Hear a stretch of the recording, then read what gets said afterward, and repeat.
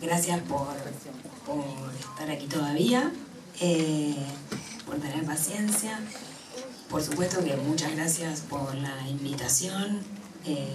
Vengo siendo como súper extranjera acá, veo que todo el mundo se conoce, de facultades que quedan cerca, no es mi caso. Así que me encanta eso porque justamente creo que nos enriquece mucho poder ir generando esos intercambios.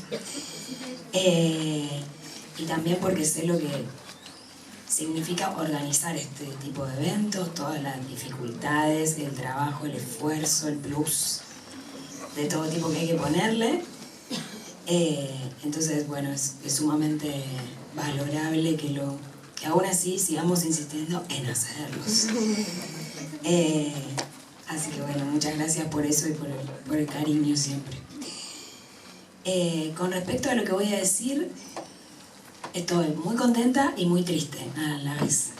Estoy muy contenta porque no hicimos la tarea nosotras tres y por supuesto no hablamos de lo que íbamos a decir hoy, ni sabíamos lo que íbamos a decir, ni nadie, nada, ni idea.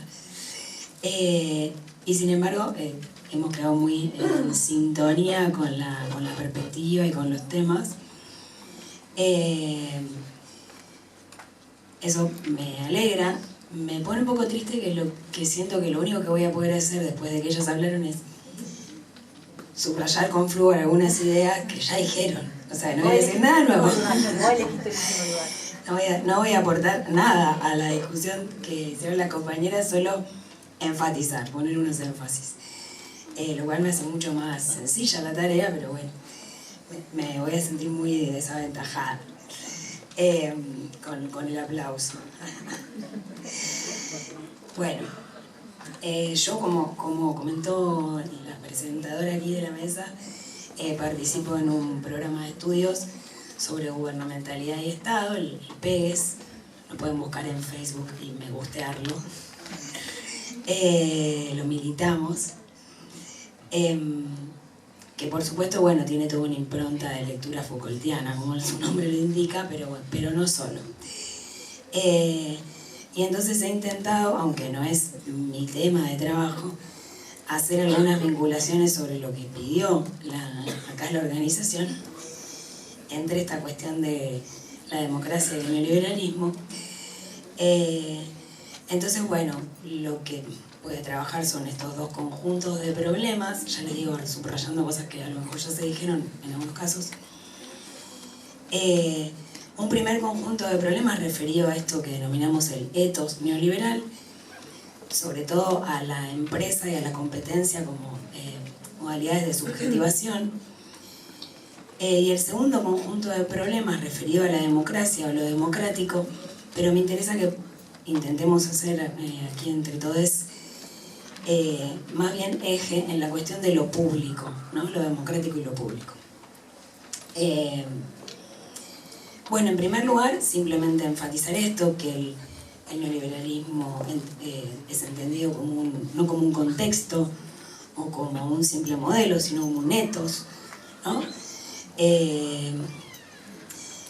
Que modela la forma misma de nuestra existencia, ¿no? Como dice Susana Murillo, el neoliberalismo es un proyecto societal, un proyecto civilizatorio. Y en ese sentido lo que define es normas de vida, ¿no? O sea, nos propone una manera de existir, ni más ni menos.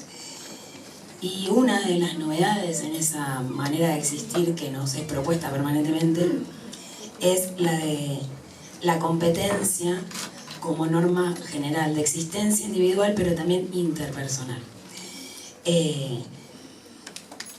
Estas cuestiones que me gustaría que después las podamos pensar en relación a la intervención y a los programas en los que trabajamos en la política social, pero que también hay que pensarlas en la propia experiencia vital, ¿no? Cómo eso nos ordena. Este tipo de rasgos. Y es a partir de esta idea de la competencia que por ahí toma, creo yo, sentido una idea que está medio banalizada o ya convertida en eslogan, la tenemos muy interiorizada, esta cuestión del empresario de sí, ¿no? de estar compelidos a comportarnos permanentemente como una empresa, en todos los ámbitos de la vida, no solo en el laboral, ¿no? Por eso yo decía la competencia como modelo de subjetivación, en el sentido de ir generando una subjetividad financiera, contable, donde todo el tiempo, en todo lazo social, hay un elemento de cálculo del costo y beneficio, ¿no? En las relaciones de pareja, de padre e hijo, en otras es mucho más evidente, como en el ámbito académico, por ejemplo, ¿no? En ese sentido, en esto de estar todo el tiempo compelidos a eso, me llamó mucho la atención hace unos años que fui a Cava, a la capital, y estaba en el subte y estaban repartiendo unos periódicos ahí del gobierno de la ciudad de Buenos Aires en el subte, o sea, con la idea del destino de la próxima parada de subte, con esa analogía, un periódico que se titulaba "Tu destino es emprender". Terrible, o sea, si eso no te modela, que muy inteligente igualmente la interpretación, ¿no? Tu destino es emprender. Y toda una propaganda sobre microemprendimientos, microcréditos, tú puedes, y todas esas cosas. Bueno. Entonces de algún modo se antropologiza, ¿no? Esa idea del hombre empresa. Todos tenemos algo del empresario dentro que hay que simplemente activar bien. Ese por un lado un rasgo, esta idea de la competencia, pero creo que también otro rasgo característico, o si creo que es muy exitoso, muy eficaz, del neoliberalismo en su fase contemporánea, y que nos compele mucho a nosotros como trabajadores y trabajadoras de lo público, fue sustituir, ¿no?, esa discusión entre Estado sí y Estado no por qué tipo de Estado o de qué naturaleza tienen que ser las intervenciones del Estado, porque ya a esta altura, por fortuna, después de años de haberlo pensado así, dejamos de pensar que el Estado se retiró, se fue, se minimizó, se hizo chiquito, todo eso, que ahora ya aprendimos que es una falacia, porque el Estado todo lo contrario, el Estado firme y produciendo orden social, ¿no? Y garantizando todo este despliegue del que hablaron mis compañeras antes.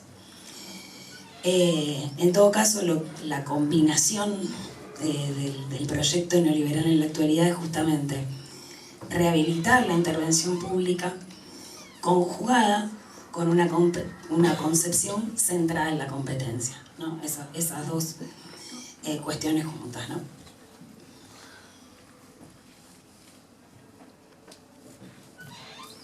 Entonces, teniendo en mente esas dos cuestiones,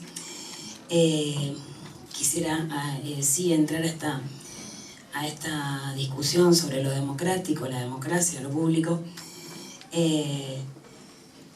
algo que discutimos siempre en el PS es, bueno, si nos vamos a quedar viendo las formalidades de la democracia, como ese decálogo muy anglosajón, por otra parte, de cómo medimos la calidad democrática, bueno, el voto, cómo se vota, como unas instituciones muy formales, nos quedamos bastante cortos, ¿no?, en la caracterización sobre lo democrático. Y solo por dar un ejemplo, ¿por qué no incluir en las variables de evaluación de la calidad de nuestras democracias, o de cuán democráticos son nuestros estados o nuestros gobiernos, a lo que trabajan, bueno, muchos compañeros míos, no es mi tema, pero me parece que es central, cómo se administra la violencia estatal, ¿no?, la violencia letal de las fuerzas de seguridad, que en los últimos años hemos visto recrudecer, con casos que no hace falta que yo puntualice, pero por todos conocidos, que ustedes en esta región tienen recontra archiconocido, con nombres y apellidos, y todo eso que en definitiva los medios también han contribuido a sintetizar como la doctrina Chocobar. Bueno, eso también debería ser una variable de evaluación de la calidad de nuestras democracias, ¿no? Además de todas las que, digo, para sumar a las que ya se fueron nombrando aquí. Bueno, hay una autora que me gusta mucho para pensar en estos términos, que vengo leyendo hace un tiempo, que se llama Wendy Brown. Tiene un texto muy interesante que se llama El pueblo sin atributos, a donde justamente hace este cruce, ¿no?, entre el neoliberalismo en su fase actual y las democracias occidentales. Y ella va a decir, bueno, si la competencia es un rasgo central, entonces es la desigualdad, no la igualdad, el medio y la relación tanto de capitales como interpersonales, ¿no? Entonces la igualdad deja de ser una priori en la concepción democrática, esto de lo que habló también en un momento Fiore, ¿no? La ciudadanía deja de ser definida como una preocupación por el bien público, por el bien común, por todo eso. En esa operación en la que el ciudadano es reducido al emprendedor, al competidor, eso necesariamente horada la idea de pueblo o de demos o de colectivo. Porque donde hay competencia no hay colectivo, nadie compite con otros, competimos contra otros. Entonces con otros todo lo cooperativo pierde sentido frente a la idea de la competencia, ¿no?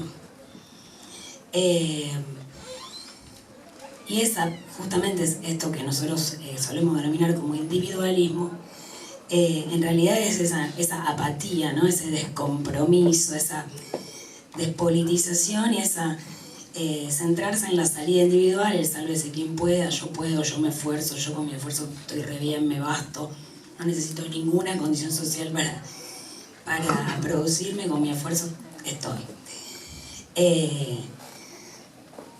Digo, para pensar cómo concretamente opera esta idea de la competencia y que no quede tan suelta. Entonces, además de la competencia, otro rasgo que señala esta autora me parece central y en nuestra experiencia, como dijo Graciela, es también muy notorio, es este avance, ¿no?, de la gobernanza, de la idea de gobernanza que fue planteada en los 90, sobre todo por los organismos internacionales, pero que es reintensificada en la fase actual.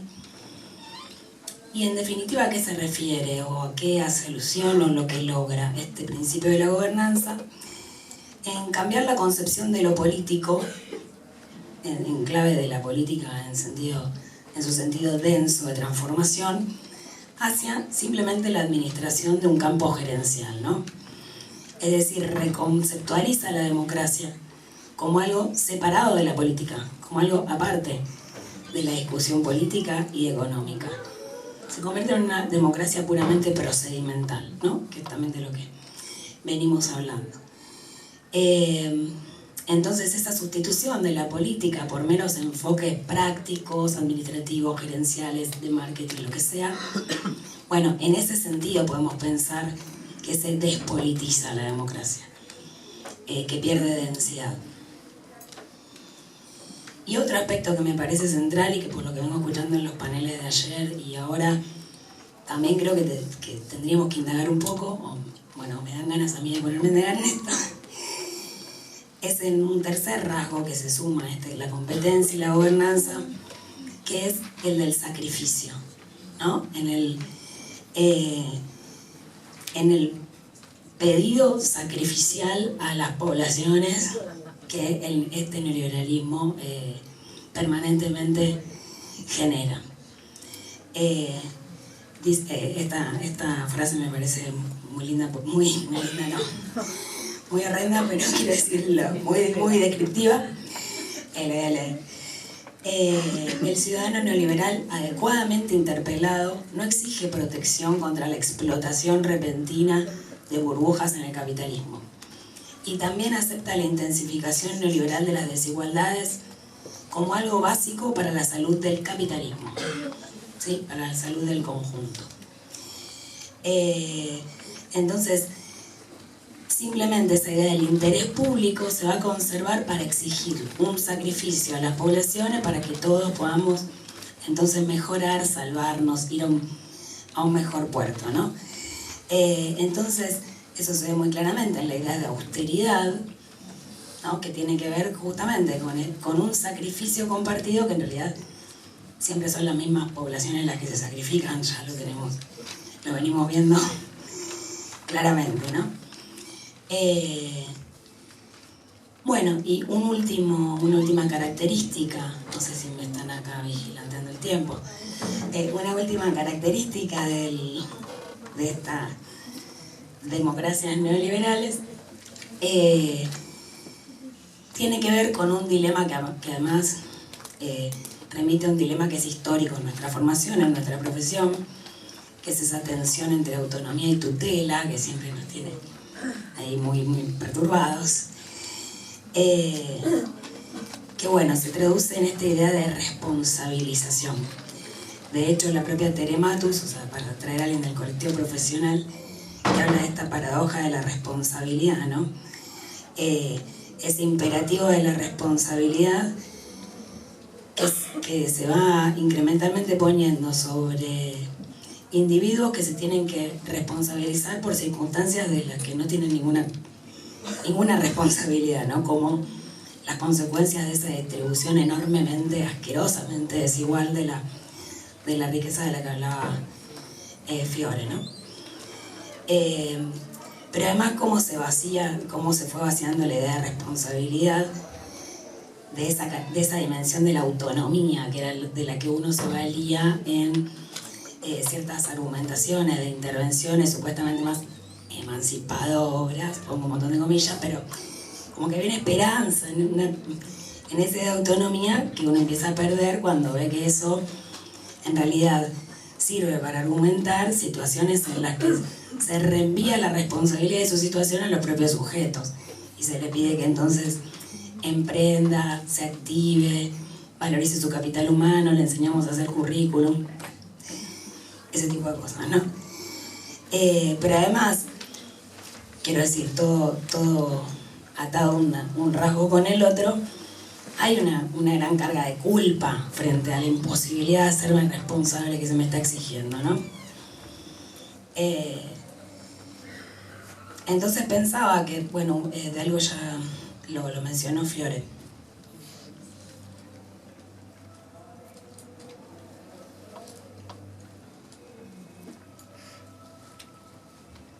Ahí me gané 10 segundos de tomar agua. Para pensar en esto de cómo se traduce en lo público, dos ejemplos que me parecen bien ilustrativos. Uno, justamente el de la reforma previsional, pero ¿en qué aspecto? En cómo fue segmentando las prestaciones y por ende las poblaciones producidas según a dónde quepas en esa segmentación, con esa tripartición, ¿no? De la pensión universal, comillas, que además se ha desvalorizado en relación a la jubilación mínima, conocida como la jubilación mínima, porque equivale al 80% de la jubilación mínima, o sea que todavía se degradó aquella prestación. Después todo el segundo pilar, que tiene que ver con ese sistema de reparto típico, tradicional de nuestro sistema previsional, pero ahí se modificó el cálculo. Recuerdan ustedes que hubo toda una discusión sobre cómo se iba a calcular ese haber jubilatorio, y también fue en detrimento del poder adquisitivo de la prestación. Y además mete un tercer pilar que es el más complicado, que es la posibilidad de hacer aportes voluntarios al sistema, que es, en definitiva, lo que te introduce ese mix público-privado tan anhelado, más allá de que se convierta o no vuelva a ocurrir la FJP, no importa en qué formato, pero sí que a lo que apunta es a la desolidarización del sistema, ¿no? Digo, para pensar nuevamente esta cuestión de la competencia y la responsabilidad individual. Y otro ejemplo que también me parece bastante ilustrativo y que fue muy resistido y el trabajo social tuvo mucha participación en esa defensa, fue la creación de la Agencia Nacional de Discapacidad con la consecuente eliminación de la Comisión Nacional de Pensiones Asistenciales, ¿no? que además, acuerdo con cierta lectura que se hizo, de cómo en realidad eso funcionó como un chivo expiatorio o como un disciplinador respecto a que mantenemos vagos o que pagamos con nuestros impuestos.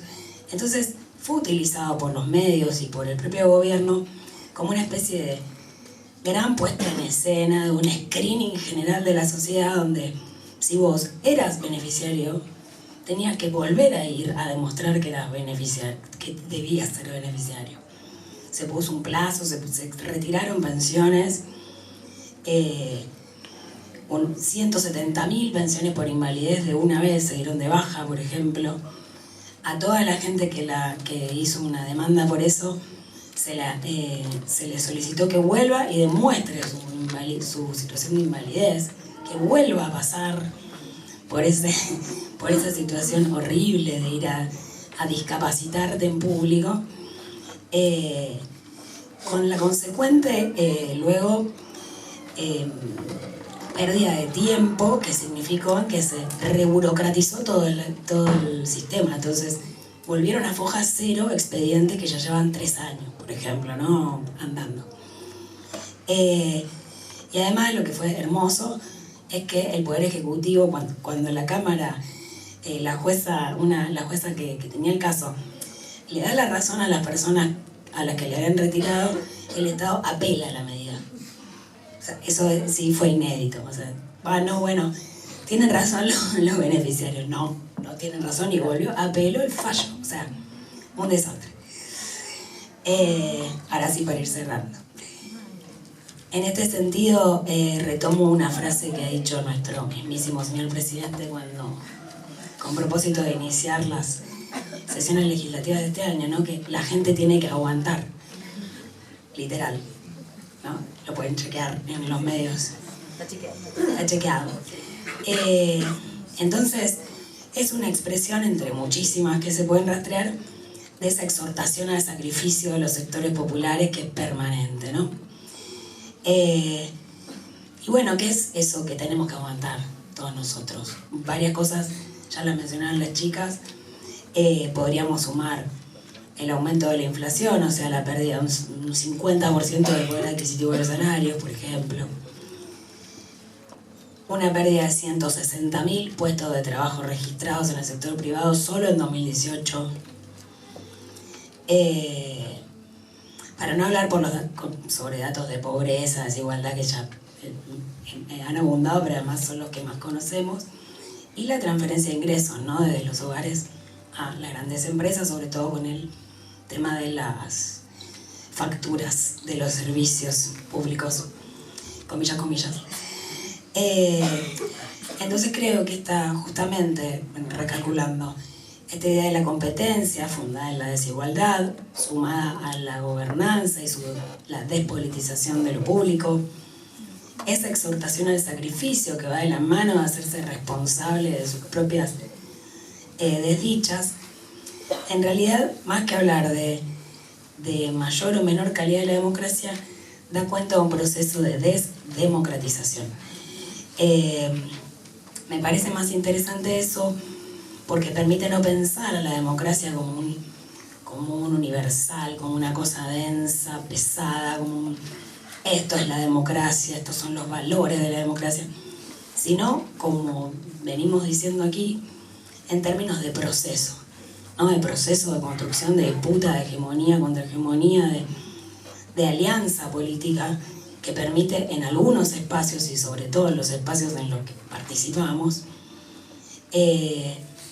pensar en cómo reconstruir esos procesos de democratización, más que pensar en estándares de medición de cuán democrático o antidemocrático, poco democrático son nuestras administraciones estatales, sobre todo porque ya tenemos constatado que no son todo lo democrático que queríamos. Entonces, ir a seguir constatando eso a lo mejor no es tan eficaz. Y creo que en ese sentido, aunque sea una cosa muy naif, creo que justamente porque la naifizamos, vamos a decir, la vamos naturalizando y no la tenemos todo el tiempo presente como pregunta, y creo que recoge algo que dijimos las tres, por eso voy a cerrar con esto, de qué democracia podemos hablar en una sociedad que tolera, pero no solo tolera, también naturaliza, también exige, también eventualmente pide, demanda los niveles de desigualdad que hoy verificamos. Nada más, gracias.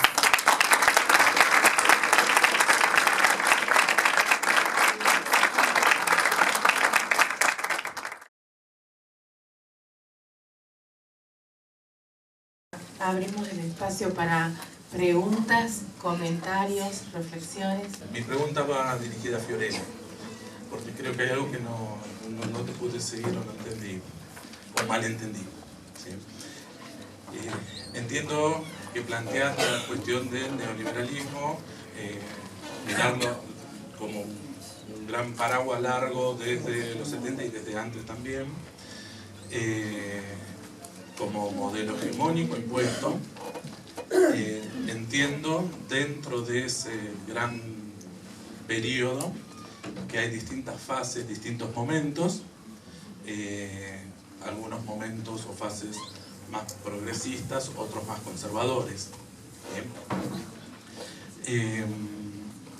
Marcaste estos indicadores o macroindicadores de desigualdad creciente, y en un momento creo que malentendí, o me pareció entender que decías que en el momento progresista esos indicadores, o sea, entendí como que a causa de esos gobiernos progresistas se crecieron esos indicadores. Habías planteado dos hipótesis de entrada, una entendida más interna de los gobiernos y una con una mirada más totalizadora, más global.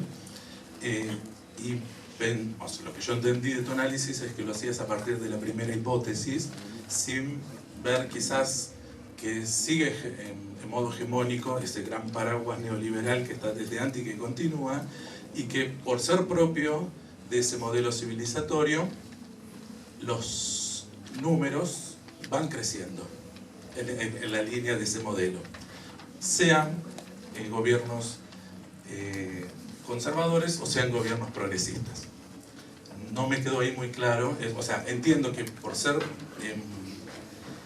hegemónico y predominar, hay, digo, a ver, que haya gobiernos progresistas, creo que vos lo llamaste pseudo-progresistas, no lo entendí bien, progresistas y conservadores, creo que marcan que hay tensiones entre distintos modelos, distintos políticos, disputas aún, que la disputa continúa.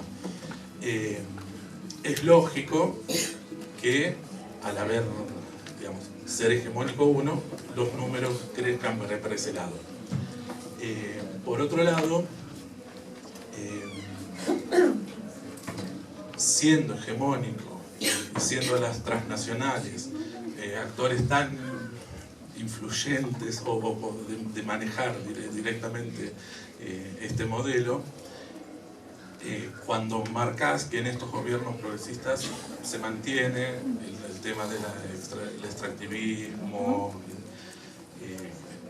digo, ¿cómo, aunque uno quiera tener una tendencia progresista y teniendo estos actores y estar todavía en el predominio neoliberal, digamos, ¿cómo lográs gobernabilidad si no haces acuerdo con esas corporaciones mafiosas transnacionales? Me pareció súper interesante la ponencia. Siempre me gusta cuando tiran la genealogía para atrás de los 70 del neoliberalismo. Incluso te diría que hay que tirarla más para atrás todavía, hasta fines del siglo XIX, con el marginalismo, Menger, que configura ese sujeto, esa idea de las significaciones subjetivas, y que es la piedra angular del resto de los autores, digamos, que confluyen en el coloquio Walter Lippmann. Pero la pregunta es, porque noté esto, tu presentación se dividía por una parte en esa breve genealogía del neoliberalismo y por otra parte en la exposición de ciertos datos y la cuestión de la raza y después algunos otros datos. ¿cómo ligás la cuestión del neoliberalismo con el resto de las... O sea, cómo se expresa esa cuestión del neoliberalismo que vos desarrollabas en Camino de Servidumbre de Hayek en la cuestión de la colonialidad y en las desigualdades? Que eso yo me lo respondo desde mi perspectiva, que es la de la gubernamentalidad como práctica, qué sé yo, pero quería saber cómo lo pensabas vos. Lo que yo intenté mostrar es cómo se hace el análisis de esas lecturas, ¿sí? Cómo se hace el análisis del movimiento de la sociedad. Entonces, cuando nosotros nos detenemos en analizar la democracia con algunas limitaciones que también marcaron las compañeras acá, hay un aspecto que se ve como escindido, ¿sí? Hay una mirada de totalidad que no se termina de expresar. Entonces, cuando nosotros analizamos, yo decía, bueno, gobiernos más o menos conservadores, más o menos progresistas, como la tercera explicación es, acá hay una limitación del sistema. Hay una limitación del sistema, es medio como el lugar común, ¿sí? Pero cuando vos empezás a ver que hay formas en las cuales esas limitaciones del sistema son asumidas por los diferentes gobiernos y que esos gobiernos asumen discursivamente una lectura progresista de avances, no voy a usar terminología, digamos, como de la época para evitar como que cuestiones parezcan como chicanas frente a algunas gestiones de gobierno.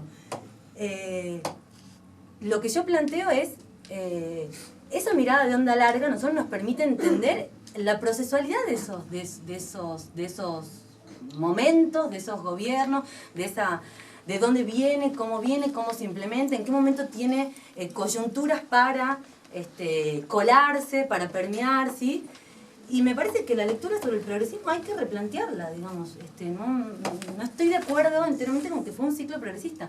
Que ahora nos tendremos que poner a ver hasta el domingo a la noche qué posibilidades en cada momento de cada una de esas gestiones. Claramente, yo sí acuerdo, inclusive con Maritela, con muchos economistas, o politólogos también, o con el conjunto de la sociedad en general, que fue un ciclo progresista. ¿En términos de qué? Porque ahí empecemos a dividir qué es progresismo. En términos de consumo, sí, claramente. Pero cuando, digamos, en términos de consumo, de transferencia, ayer colocaba, digamos, Rebeca, el aumento exponencial de los programas de transferencia condicionada de ingresos. O sea, ya no es una política episódica, es una política regular permanente, con lo cual los gobiernos no pueden evitar la conflictividad social si no la tienen. Pero aumenta a niveles de menos de 1 millón a 131 millones de personas que viven y perciben durante muchos momentos. Bueno, ¿cómo generar? A ver, tendríamos que analizar si la presión de las transnacionales por el extractivismo fue una medida. ¿Qué nivel de resistencia tuvieron los gobiernos para evitar vender los recursos naturales en ese periodo en el cual había un movimiento que es general, por supuesto? Pero ¿qué niveles de resistencia? Yo me decía, bueno, hay niveles de resistencia de las comunidades de la población muy fuertes, que los gobiernos no escuchan.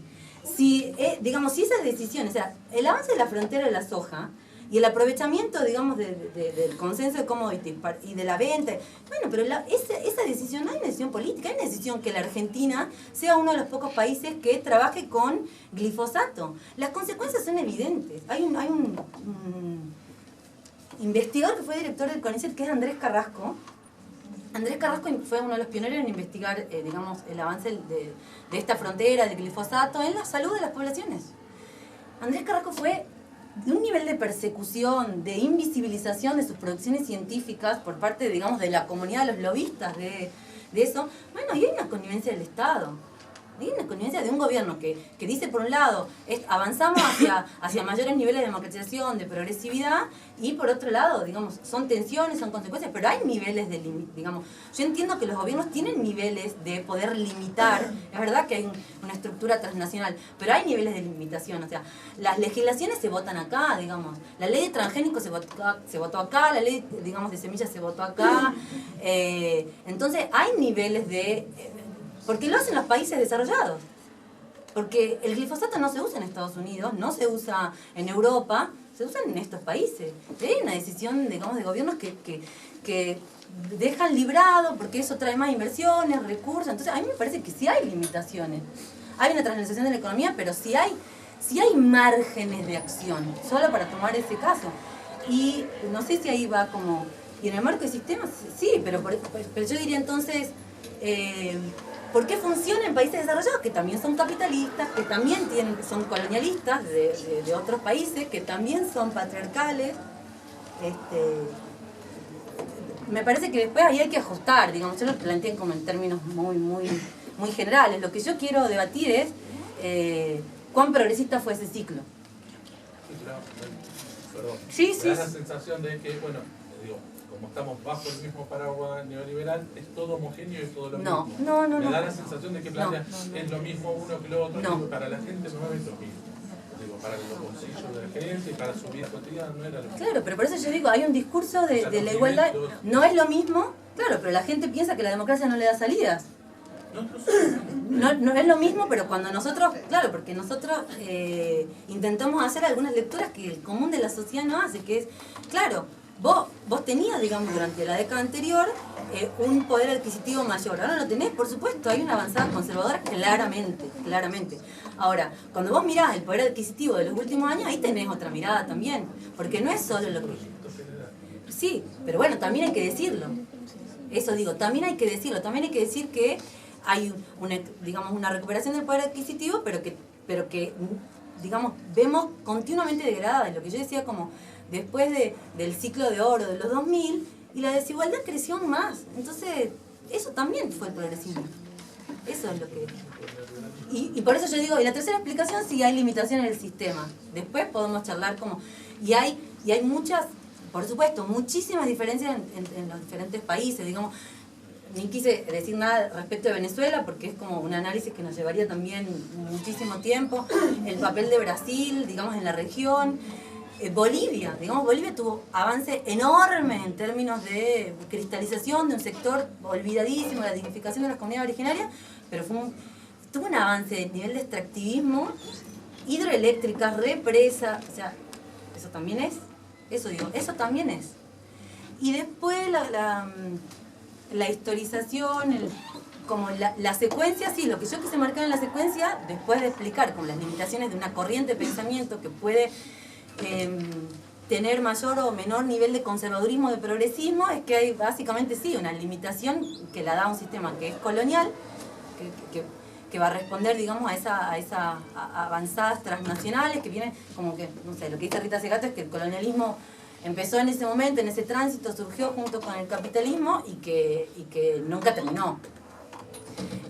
Y que ahí hay una explicación también como de las determinaciones generales del capitalismo, de la colonialidad y bueno, del patriarcado en términos de muchísimas desigualdades que también se dan como en unos sectores en particular. Yo tampoco quería detenerme como en las mujeres, sino marcar como algunos grupos que visibilizan esas limitaciones y que son los grupos más perseguidos.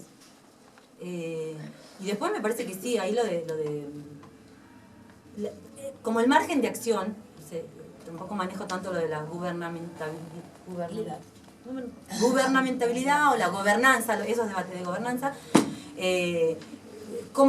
¿cuáles son los márgenes de maniobra, digamos, de las diferentes economías políticas de las gestiones? Eso sí, me parece que uno llevaría como... ¿Qué podría haber hecho sí? ¿Qué podría haber hecho en cada uno de los casos como para marcar gestiones o modelos? No sé. Brillante, la verdad que creo que nos llena de alegría escuchar un montón de cuestiones que son necesarias debatirlas, que coincido con Fiorella en esto, de que hay que debatirlo. Más que preguntas, lo mío es como trasladar algo de que es un sentir también, que muchas veces pensamos al neoliberalismo como un paquete, ¿no?, de ajuste, pero también hubo una liberalización en los bienes comunes y eso acá lo sentimos, es un sentir. Y también habría que pensar, ¿no?, esto del consumo, ¿no?, de que por ahí se piensa que, bueno, la gente está... No es lo mismo el gobierno anterior que pero en términos de despojos sí lo sentimos. En Catamarca lo sentimos. No podemos pensar solamente la cuestión en términos monetarios de que, bueno, hubo un mejor acceso al consumo, pero sí hubo un despojo. Y eso tiene un nombre.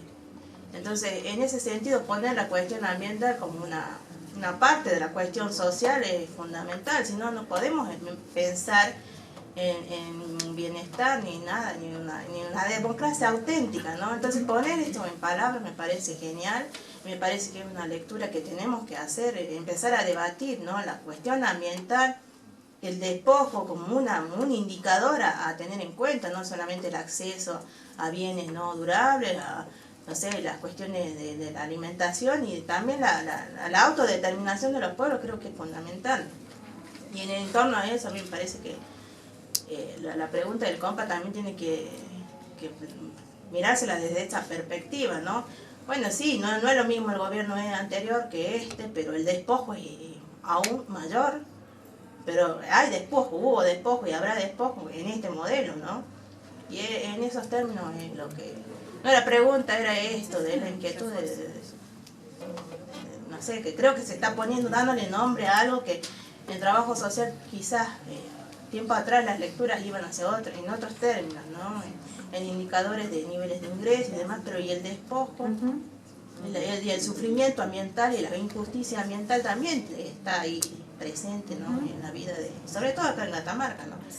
Por el modelo de desarrollo que tenemos. También me parece interesante no entramparnos, en ese sentido me parece bien el encuadre que le dio Fiore a su ponencia, no entramparnos en la...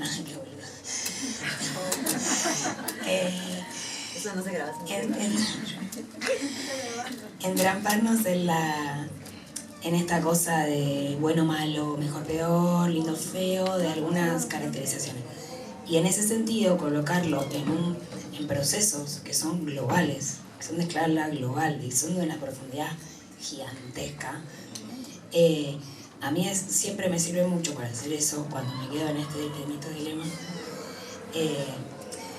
Primero la premisa Foucaultiana de no pensar en términos de la intención de los actores, eso, sino en términos de los efectos concretos de producción de realidad de las decisiones, no en qué querían, qué pretendían, cuál era el deseo último y no le salió, bueno, todo eso no tenerlo en cuenta. Y por otro lado, dos libros que siempre me sirven mucho para eso son uno, el de Saskia Sassen, de expulsiones, como uno puede ver en el planeta entero estos procesos de despojo, de corrimiento de poblaciones, de expulsión, de muerte de poblaciones enteras. O sea, mirás Siria y ya entendés todo, digamos. O sea, en ese sentido uno lo mira en esa escala global y te da mucho más miedo, pero además te permite pensarlo con la necesidad de otro tipo de alianzas y no por ahí las mezquindades con las que nosotros no construimos las alianzas que necesitaríamos. Y otro libro que también en ese sentido, que es el de Naomi Klein, el de la doctrina del shock, que un poco hace justamente esta onda larga del neoliberalismo en el mundo, va tomando casos de los distintos países del globo donde eso como fue ocurriendo, y también te pone en alerta sobre que es un fenómeno global, que nosotros somos en todo caso los territorios más apetecibles y sacrificables, ¿no? Para una cuestión que es de saqueo y punto, de arrasar con todo, entonces, y con todos nosotros adentro. Creo que eso un poco te pone como, te levanta el enfoque, la mirada, porque además si no, finalmente nos peleamos entre nosotros, cosa que no le sirve nada más que a esa, ¿no? Que a esa pretensión. Entonces sí me parece siempre hacer esas mediaciones más de lo global y de lo no intencional, o de la buena onda que nos pasa a veces, vamos a decirlo. Yo hay también un pequeño aporte, creo, al debate, y que también complejiza y conflictúa un poco más. Por ahí, esto que la FIO lo plantea como crecimiento de las desigualdades, que crecieron aún cuando, yo creo que no nos tiene que colocar en el lugar de no ver, por ejemplo, que en esta etapa de los gobiernos progresistas, que pueden cuestionarse cuán progresistas o cuán no, hubo políticas concretas, como por ejemplo, que acá la compañera la traía, digamos, en función de la reducción de las desigualdades, digamos, de la pobreza, y cómo eso contribuye a la reducción de la desigualdad en materia previsional, las dos grandes políticas de, digamos, de seguridad social, que fueron la asignación universal por hijo y las reformas, que tuvieron un carácter de contrarreforma, digamos, por las grandes modificaciones que implicaron en el sistema previsional y que incorporaron de nuevo, digamos, en la sociedad, ¿no? y a niveles excluidos históricamente, digamos, hablando del sistema previsional solamente, de aquellos actores sociales que toda su vida trabajaron y nunca pudieron ser parte por no ser parte del mercado formal y no pudieron acceder a los beneficios de la seguridad social, no solo en cuanto a ingresos, sino a cobertura de salud, a cobertura social, a la integración social de estos sectores, y que, digamos, aparte de que hay datos, digamos, más allá de los cuestionados datos del INDEC en esa etapa, pero que igualmente hoy por hoy el INDEC sigue midiendo con la misma fórmula que medía el gobierno anterior, más allá de haber intentado y criticado, no encontró otra forma de medir la pobreza sobre todo, pensar en estos, ¿no? En esto que también se habló acá, de los procesos y de las luchas hegemónicas, y yo creo que el gran, digamos, o por lo menos a mí me sirve, digamos, mirar esa etapa a partir de lo que un poco yo planteaba al principio y que lo trabajamos las tres, de la acumulación de la riqueza, ¿no? O sea, hubo una política que aún no como se pretendía, no como se quería, porque estamos hablando de más de 40, 50 y 60 años de retroceso. Ahí la Fiore lo marcaba bien, cuando empieza la caída del poder adquisitivo, digamos, plena década del 60-70, ¿no? Ya con con un poco el deterioro de aquel modelo desarrollista, ¿no? Entonces entramos en una década del 70 ya con plena caída del poder adquisitivo que nunca más se logró recuperar. Entonces ahí creo que arrojar esto, o sea, marcar las diferencias es necesario, porque, digamos, nos complejiza además el análisis, pero nos enriquece y evita que caigamos en este binomio, en esta dicotomía de entonces, ¿qué? ¿No? Porque eso quería agregar, digamos, más allá de que entiendo, y también que por ahí evitar poner la crisis, digamos, el tema de la falla o la crisis en la democracia en sí, sino estamos en realidad siendo funcionales a lo que estos sectores hegemónicos y de concentración de la riqueza quieren, digamos. Entonces, una democracia que en realidad se va recreando, se va construyendo y que nos demanda mayores niveles de decisión y de intervención en lo público, que la compañera decía, en función de justamente trabajar sobre la desigualdad y la distribución de la riqueza. Eso nada más. Primero, no todo lo que sucedió en otras gestiones tiene que ver con el consumo, porque nos olvidamos, por ejemplo, de la ley de identidad de género, matrimonio igualitario, cuestiones que no tenían que ver con el consumo, sino con el derecho, que me parece que hay que mencionarlo porque es fundamental. Pero también quería pensar, a partir de acordar con estos análisis globales, hacer las mediaciones. Hay mucho estudiante presente, que la mayoría de nuestras intervenciones es en la microsocial. Y para retomar algunas categorías del panel de ayer, creo que nosotros podemos dar cuenta en nuestro cuerpo y en nuestras emociones que no es lo mismo la intervención que llevamos a cabo en gobiernos más o menos progresistas que en gobiernos más o menos conservadores.